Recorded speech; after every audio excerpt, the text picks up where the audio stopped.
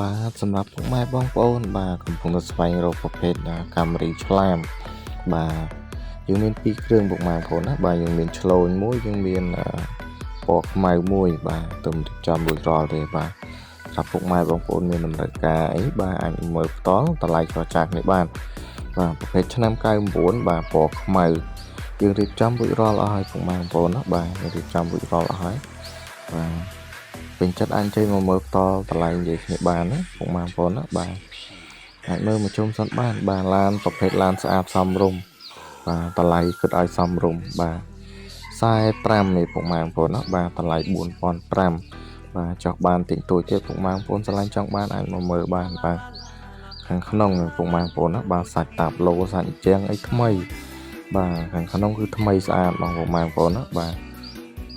ពេញចិត្តអីអាចចេញមកមើលផ្ទាល់សិនបានបាទតម្លៃយើងនិយាយគ្នាបានទៀតបាទសម្រាប់ទីតាំងបាត់ដំបងពុកម៉ែបងប្អូនណាបាទខ្ញុំនៅខាងបាត់ដំបងបាទលេខទូរស័ព្ទ3ខ្សែពុកម៉ែបងប្អូនអាចទាក់ទងមកបានបាទឬក៏តាមប្រព័ន្ធ Telegram បាទលេខទូរស័ព្ទ3ខ្សែតាមមាន Telegram បាទនេះពុកម៉ែបងប្អូនមើលម៉ាស៊ីនខាងមុខបាទសាច់ខាងមុខអីស្អាតបាទឡាននៅសមរម្យពុកម៉ែបងប្អូនណាបាទឆ្លាញ់ចង់បានអីបាទមកមើលផ្ទាល់សិនទៅបាទមកមើលផ្ទាល់សិនបាទហ្នឹងហើយអរគុណច្រើនពុកម៉ែបងប្អូនបាទសម្រាប់ការគាំទ្របាទ